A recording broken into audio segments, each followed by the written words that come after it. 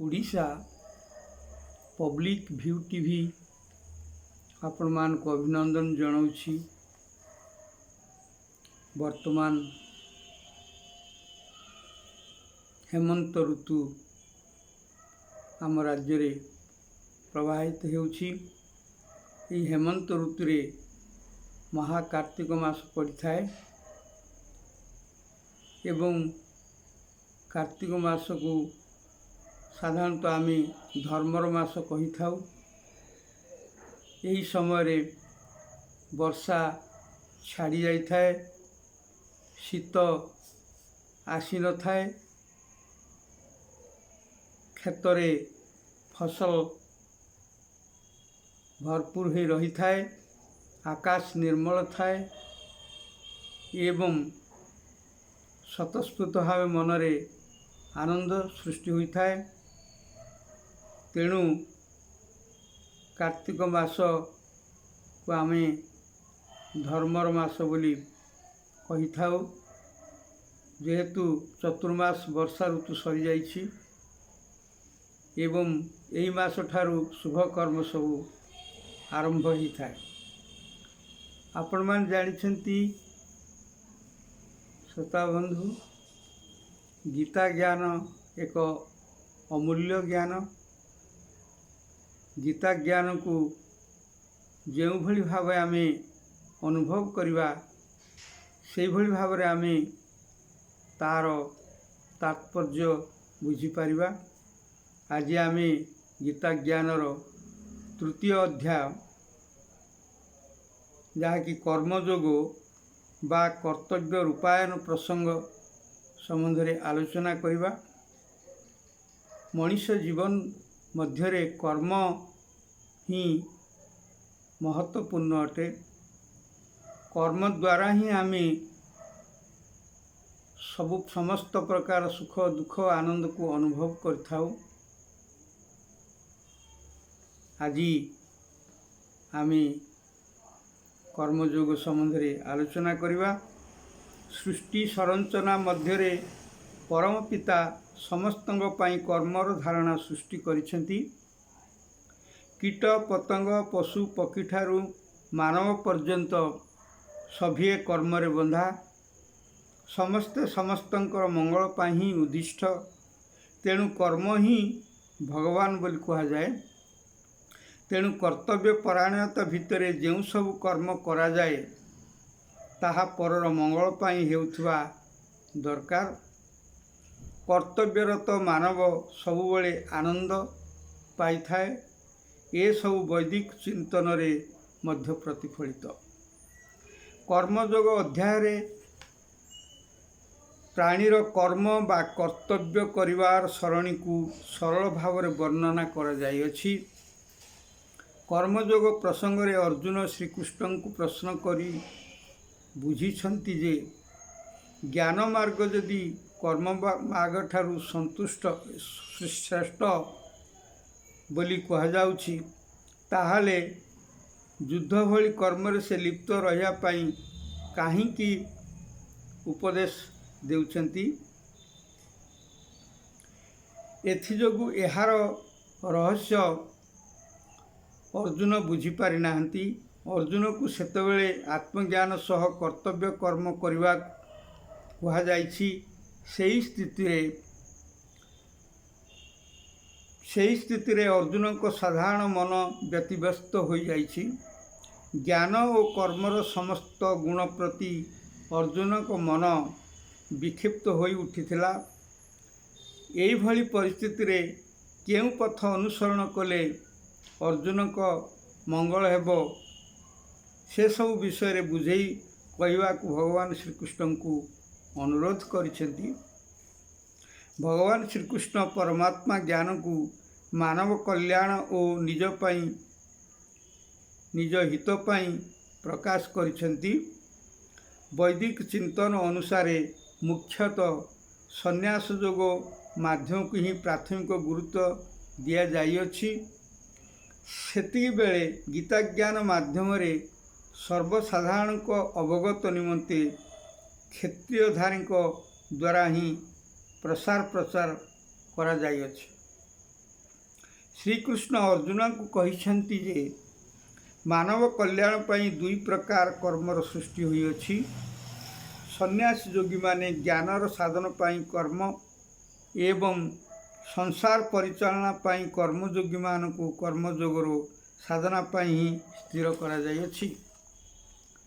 पूर्व प्रसंग रे प्रकाश करा जाय अछि जे स्थितप्रज्ञ व्यक्ति माने परमात्मा को प्राप्त निमंते कामना और आसक्ति विहीन कर्म कले ब्रह्म ज्ञान तत्व प्राप्त हो पारिबे। तेणु शरीर मध्यरे मनरूपी चालक को ज्ञानर साधन पाई मोक्ष पाई निर्गुण कर्म करिया पाई लगेवा दरकार। पुनर्बार सही मन को अन्य भाव रे शरीरर परिचालना पाई जीवजगतर कल्याण पाई कर्मयोगी रूपे जहाँ सब दरकार सेही भली कर्म मध्य करिवा पड़िथाए। कामना विहीन कर्म करिवा को जे माने ध्यान देई थांती से माने निष्काम कर्म सब करिवा द्वारा ज्ञानर उदय घटी थाए। तेणु साधु संत सन्यासी माने निष्काम कर्म सब करिवा उचित। तथापि बंची थिवा जाए शरीर को बंचाइवा पाई मानवीय कर्म करिवा पड़िबो। एभली कर्म सब त्याग करिदेले सिद्धि पाइबा असंभव अटे। तेणु साधारण चलणी पाई कर्म करिवा सह स्थित प्रज्ञ होई ब्रह्मज्ञान प्राप्ति पाई जेउ सबु निष्काम कर्मर व्यवस्था रही से सबको आचरण रे समाहित करने पड़िबो।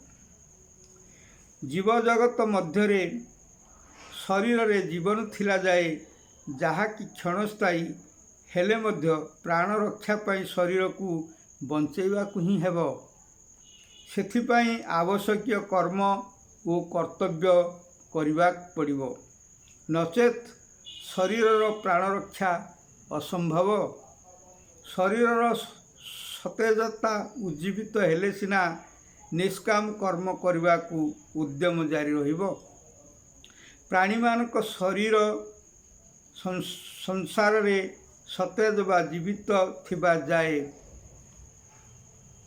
देह और मन सर्वदा कर्म रे व्यस्त रही थाए। यह मध्य निरंतर सत्य।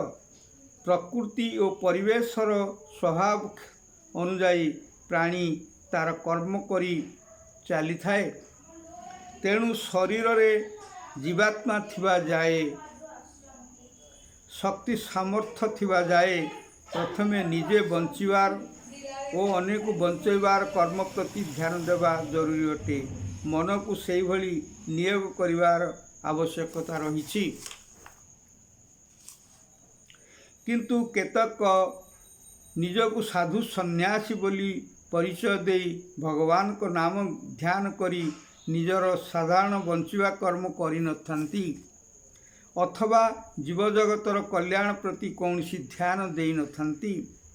सेही भली व्यक्ति माने मूढ़जन सह तुलनीय। प्रकारांतरे अन्य माने मध्य विषय जंजाल कर्म रे सर्वदा नियोजित रहिबा समीचीन नुहे। एही भली नियोजित कर्मयोगी माने मध्य कपटी भंड मिथ्याचारी रूपे परिगणित हेबे। संक्षिप्त रे कहिबाक गले उभय कर्मयोगी और ज्ञानयोगी अर्थात संसार बंधन रे परिचालित समस्त जीव और मानवगण एवं ज्ञान जोगरे नियोजित निष्कामी सन्यासी मानकर कर्तव्य कर्म करिवार आवश्यकता रही।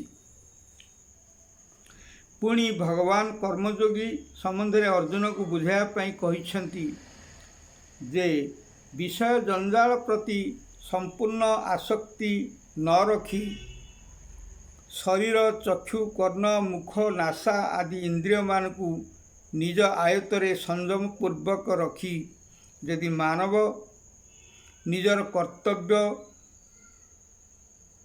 हाथ पादर शक्ति द्वारा संचालन करे अर्थात मानवीय गुण युक्त कर्म सब करिथाए जद्वारा निजर तथा अन्यर ମଙ୍ଗଳଯୁକ୍ତ ହେଉଥାଏ, ସେହିମାନଙ୍କୁ ହିଁ କର୍ମଯୋଗୀ ବୋଲି କୁହାଯାଏ। ଯେଉଁ କର୍ମ ଜଗତର କଲ୍ୟାଣ ପାଇଁ ଉଦ୍ଦିଷ୍ଟ ତାହା ଯଜ୍ଞ କର୍ମ ଅର୍ଥାତ୍ ସାତ୍ବିକ କର୍ମ ସଦୃଶ ମାନ୍ୟତା ପାଇଥାଏ। ଏହିପରି କର୍ମ କଲେ ତାହା ମାୟା ମୋହ ବନ୍ଧନ ଯୁକ୍ତ ନୁହେଁ।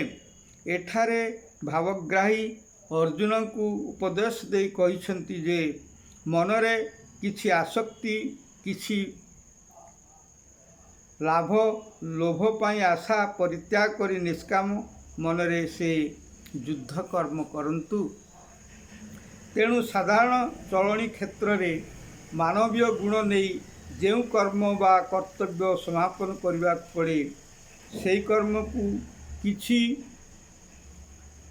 ଆଶା ଆକାଂକ୍ଷା ନ ରଖିବା ପାଇଁ ପୁଣ୍ୟବାଣୀ ଉଲ୍ଲେଖ କରାଯାଇଅଛି ଏବଂ ମନକୁ ସେହି କର୍ମଗୁଡ଼ିକ ନିଷ୍କାମ ଅର୍ଥାତ୍ ଆଶାଭାବ ଶୂନ୍ୟ ହୋଇ କର୍ତ୍ତବ୍ୟ କର୍ମ ସମାପନ କରିବା ପାଇଁ ପରାମର୍ଶ ଦିଆଯାଇଛି। ପ୍ରକୃତ କର୍ତ୍ତବ୍ୟ କର୍ମ ସମାପନ କରୁଥିବା ବ୍ୟକ୍ତି ବ୍ରହ୍ମ ଦର୍ଶନକୁ ଅନୁଭବ କରିପାରେ। ତାହାରି କର୍ମ ସରଣୀ ମାଧ୍ୟମରେ ସେହିମାନେ ପବିତ୍ର ଆତ୍ମାରେ ତୃପ୍ତ ରୁହନ୍ତି ଏବଂ ଆତ୍ମାକୁ ପ୍ରସନ୍ନ ଭାବେ ଅନୁଭବ କରି ପରମ ସନ୍ତୋଷ ଲାଭ କରିଥାନ୍ତି। ସେହି ବ୍ୟକ୍ତିମାନଙ୍କ ବ୍ରହ୍ମ ଦର୍ଶନ ଅର୍ଥାତ୍ ପରମାତ୍ମା ପ୍ରାପ୍ତି ପାଇଁ ସ୍ୱତନ୍ତ୍ର କର୍ମ କରିବାକୁ ପଡ଼ିନଥାଏ। ନିଷ୍କାମ କର୍ମ ପ୍ରତି ଧ୍ୟାନ ଦେଇ ସିଦ୍ଧିପ୍ରାପ୍ତ ହେଲେ ଯାଇ ବ୍ରହ୍ମ ଦର୍ଶନ କରିପାରିବ। ବ୍ରହ୍ମ ଦର୍ଶନ ଅର୍ଥାତ୍ ପରମାତ୍ମାକୁ ଅନୁଭବର ଦର୍ଶନ କରିବା ସେ ହିଁ ମୁକ୍ତି, ତାହା ହିଁ ତୃପ୍ତି। ସେପରି ସ୍ତରକୁ ଉତ୍ତୀର୍ଣ୍ଣ ହେଉଥିବା ବ୍ୟକ୍ତି ଆଉ ପୁଣ୍ୟ କରି ପୁଣ୍ୟ ପ୍ରାପ୍ତିର ଆବଶ୍ୟକତା ନାହିଁ। ଯଦି କୌଣସି କର୍ମରୁ ରହିତ ହୁଅନ୍ତି, ସେଭଳି କ୍ଷେତ୍ରରେ ସେମାନେ ପାପର ଭାଗୀଦାର ନୁହନ୍ତି। ସଂସାର ବନ୍ଧନ ଜନିତ ଜ୍ୱାଳାରେ ସେହିମାନଙ୍କର ଆବଶ୍ୟକତା ନଥାଏ। ସେମାନେ ମୃତ୍ୟୁ ପରେ ମଧ୍ୟ ପରମାତ୍ମା ସତ୍ତାରେ ଲୀନ ହୋଇଥାନ୍ତି। ସେହିମାନଙ୍କର ଆତ୍ମା ବା ତେଜ ପରମାତ୍ମା ତେଜରେ ମିଶିଯାଇଥାଏ। ପୁଣି ଥରେ ଭଗବାନ ଶ୍ରୀକୃଷ୍ଣ ଅର୍ଜୁନକୁ ବୁଝାଇଛନ୍ତି ଯେ କର୍ମ କରିବାର ବିଭିନ୍ନ ମାର୍ଗ ମଧ୍ୟ ରହିଛି। ସେମାନଙ୍କ ମଧ୍ୟରୁ କେତେକ ବିଷୟ ଜଞ୍ଜାଳ ପ୍ରତି ଆସକ୍ତ ହୋଇ ଜ୍ଞାନହୀନ ଭାବେ କିଛି କର୍ମ କରିଥାନ୍ତି। ଆଉ କେତେକ ସ୍ଥଳରେ ଜ୍ଞାନୀମାନେ କିଛି ଆସକ୍ତି ନ ରଖି ନିରାସକ୍ତ ଭାବେ କର୍ମ ସମାପନ କରିଥାନ୍ତି। ଏଭଳି କ୍ଷେତ୍ରରେ ଅଜ୍ଞାନୀମାନେ କରୁଥିବା କର୍ମ ସବୁ କାମନା ଓ ସ୍ୱାର୍ଥସିଦ୍ଧ ପାଇଁ ହୋଇଥାଏ। ଜ୍ଞାନୀମାନେ କରୁଥିବା କର୍ମ ସବୁ ନିଶ୍ଚିତ ଭାବେ ମାନବ କଲ୍ୟାଣ ପାଇଁ ଲାଗିଥାଏ। ପ୍ରକୃତି ବା ସଂସାରର ଧାରା ଅନୁଯାୟୀ ଜ୍ଞାନୀ ଓ ଅଜ୍ଞାନୀମାନଙ୍କର କର୍ମ ସବୁ ପ୍ରତିପାଦିତ ହେଉଥାଏ, କିନ୍ତୁ ଅଜ୍ଞାନୀ ବ୍ୟକ୍ତିମାନେ ସେସବୁକୁ ବିଷୟ ଜଞ୍ଜାଳରେ ମଜ୍ଜି ଜାଣିପାରନ୍ତି ନାହିଁ। ଯେଉଁ କର୍ମ ସବୁ ଘଟେ ବା ସମାପନ ହୁଏ, ସେ କ୍ଷେତ୍ରରେ ଅଜ୍ଞାନର ବଶୀଭୂତ ହୋଇ ଅହଙ୍କାରୀ ଭାବରେ ଅଜ୍ଞାନ ଜନ ମୁଁ ସବୁ କର୍ମ କରୁଛି ବୋଲି କହି ବାହାବା ନେଇଥାଏ। ଏସବୁ ନିଜ ଶରୀର ମନ ଇନ୍ଦ୍ରିୟ ବୁଦ୍ଧିର କରାମତି ବୋଲି ଭାବିନିଏ। ବାସ୍ତବରେ ନିଜର ଚଳଣୀର ଆଚରଣର କର୍ତ୍ତବ୍ୟନିଷ୍ଠାର ଶୁଦ୍ଧି ଉପରେ ସମସ୍ତ କର୍ମ ଗତି ଓ ସ୍ଥିତିକୁ ପ୍ରକୃତି ତର୍ଜମା କରିଥାଏ। ସେ କଥା ବିଷୟାସକ୍ତ ମାନବ ଜାଣିପାରିନଥାଏ। ମାୟାରେ ବଶୀଭୂତ ହୋଇ ଇନ୍ଦ୍ରିୟ ସୁଖର ସମସ୍ତ କାମନାକୁ ସମାପନ କରିବାରେ ବ୍ୟସ୍ତ ରୁହେ। ମନ ମଧ୍ୟ ବୁଦ୍ଧି ଓ ବିବେକ ଦ୍ୱାରା ପରିଚାଳିତ ହୋଇନଥାଏ। ଜାଣିଶୁଣି ମଧ୍ୟ ମାୟା ମୋହର ଶିକାର ହୋଇପଡ଼େ। ସେଥିପାଇଁ ଅଜ୍ଞାନତା ମଧ୍ୟ ଦାୟୀ। ଇନ୍ଦ୍ରିୟ ଭୋଗର ସୁଖ କ୍ଷଣସ୍ଥାୟୀ ହୋଇଥିଲେ ମଧ୍ୟ ଚଞ୍ଚଳ ପ୍ରବୀଣ ମନ ଆୟତ୍ତାଧୀନ ହୋଇନଥାଏ। ଅଳ୍ପ ବୁଦ୍ଧିଯୁକ୍ତ ହୋଇ ଅଜ୍ଞାନୀ କର୍ମ ସବୁ କରି ଚାଲିଥାଏ। ସେହି ସମୟରେ ଜ୍ଞାନୀମାନଙ୍କର ଉପଦେଶ ପ୍ରତି ବାଧା ସୃଷ୍ଟି କରା ନଯାଉ। ଯେହେତୁ ଜ୍ଞାନୀମାନଙ୍କର ହିତୋପଦେଶ ଅଜ୍ଞାନୀମାନେ ମାୟା ମୋହରେ ବଶୀଭୂତ ହୋଇ ଗ୍ରହଣ କରିନଥାନ୍ତି। କିଛି ଶାରୀରିକ ଓ ମାନସିକ ନିର୍ଯାତନା ପାଇଲେ ହିଁ ଅଧମ ବ୍ୟକ୍ତିଙ୍କ ମୁଣ୍ଡରେ ଭଲ ଚିନ୍ତା ପଶିଥାଏ। ସାଧାରଣ ଚଳଣି ମଧ୍ୟରେ ଜାଣିବା ଦରକାର ଯେ ବୈଦିକ ଧାରା ଅନୁଯାୟୀ ମଣିଷ ଶିଶୁ, କିଶୋର, ଯୁବା, ବୃଦ୍ଧାବସ୍ଥା ଦେଇ ହିଁ ଗତି କରିବାକୁ ପଡ଼ିବ। ଯେଉଁ ଅବସ୍ଥାରେ ଯେଉଁ ସବୁ କର୍ମ କରିବାକୁ ପଡ଼ିବ ସେସବୁକୁ ଭୁଲିଯିବା ଉଚିତ ନୁହେଁ। ଜ୍ଞାନ ପରିସର ମଧ୍ୟକୁ ଆସିଗଲେ ମନେ ରଖି ପରର ମଙ୍ଗଳ ପାଇଁ ତଥା ଶରୀରର ମଙ୍ଗଳ ପାଇଁ ଯେଉଁ ସବୁ କର୍ମ ନିହିତ ହୋଇଅଛି ତାହା କରିବା ବାଞ୍ଛନୀୟ। ସେଥିର ବିପରୀତ କର୍ମ କରିବା ଦ୍ୱାରା ଆସକ୍ତିରେ ବଶୀଭୂତ ହୋଇ ଇନ୍ଦ୍ରିୟମାନଙ୍କ ଦ୍ୱାରା ଯେତିକି ଭୋଗ ପ୍ରାପ୍ତ ତାଠାରୁ ଅଧିକା କାର୍ଯ୍ୟ କରିବା ଫଳରେ ବ୍ୟକ୍ତି ଅଜ୍ଞାନୀ ରୂପେ ବିବେଚିତ ହୋଇଥାଏ। କ୍ଷଣିକ ସୁଖ ପାଉଥିଲେ ମଧ୍ୟ ପରବର୍ତ୍ତୀ କାଳରେ ତାର ଅନେକ କ୍ଷତି ଘଟିଥାଏ। ଏସବୁ ଜାଣିଶୁଣି ମନେ ରଖିବା ଦରକାର। ପରମାତ୍ମା ଜ୍ଞାନକୁ ଶୁଣି ବୁଝିବା ଆବଶ୍ୟକ। ବିଷୟାସକ୍ତକୁ ଆୟତ୍ତ କରିବାକୁ ହେଲେ ମନକୁ ବୁଦ୍ଧି ଓ ବିବେକ ଦ୍ୱାରା ସୁନିୟନ୍ତ୍ରିତ କରିବା ଦରକାର। ଆହୁରି ମଧ୍ୟ ଯେଉଁମାନେ ବିଶ୍ୱାସର ସହିତ ଏବଂ ଶ୍ରଦ୍ଧା ଓ ନିଷ୍ଠାର ସହ ନିଜ କର୍ତ୍ତବ୍ୟ କର୍ମରେ ରତ ରୁହନ୍ତି, ଜ୍ଞାନୀଜନଙ୍କଠାରୁ ସଠିକ ମାର୍ଗ କ'ଣ ବୋଲି କର୍ମରେ ନିୟୋଗ କରନ୍ତି, ସେହିମାନେ ହିଁ ସମସ୍ତ ସୁଫଳର ଅଧିକାରୀ ହୁଅନ୍ତି। କେଉଁ ସବୁ କର୍ମ କରିବା ଦ୍ୱାରା ଭଗବତ୍ ପ୍ରାପ୍ତିର ଧାରା ଆପେ ଆପେ ସୃଷ୍ଟି ହୁଏ ସେସବୁ ଜାଣିପାରନ୍ତି। ଏହା ଛଡ଼ା ନିଜର, ପରିବାରର, ମାନବ ସମାଜ, ଜୀବଜଗତର କଲ୍ୟାଣ ହେଉଥିବା କର୍ମରେ ସେ ରତ ହୁଏ। ସେହି ବ୍ୟକ୍ତିମାନେ ସନ୍ନ୍ୟାସୀମାନଙ୍କ ଭଳି ସାଧାରଣ କର୍ମ ସବୁ ତ୍ୟାଗ ନ କରି ମଧ୍ୟ ସଂସାର ବନ୍ଧନରେ ଜଡ଼ିତ ହୋଇନଥାନ୍ତି। ବ୍ରହ୍ମ ବା ପରମାତ୍ମା ଦର୍ଶନର ଅନୁଭବ ପ୍ରାପ୍ତି ହୋଇଥାନ୍ତି। ତେଣୁ ବଞ୍ଚେଇବା ପାଇଁ ଅନ୍ୟର ହିତରେ ଆସୁଥିବା କର୍ମ ସବୁ କରିବା ଦ୍ୱାରା ମଧ୍ୟ ବ୍ରହ୍ମ ପ୍ରାପ୍ତିର ରାସ୍ତା ଧୀରେ ଧୀରେ ଉନ୍ମୋଚିତ ହୋଇଥାଏ। ଧନ୍ୟବାଦ। କର୍ମଯୋଗର କିଛି ଅଂଶ ଆପଣମାନଙ୍କ ପାଖରେ ଉପସ୍ଥାପନା କଲି। ଯଦି ଭଲ ଲାଗିଲା ଅନ୍ୟକୁ ଶୁଣେଇବେ, ସେୟାର କରିବେ ଏବଂ ସବସ୍କ୍ରାଇବ୍ କରିବେ। ଧନ୍ୟବାଦ।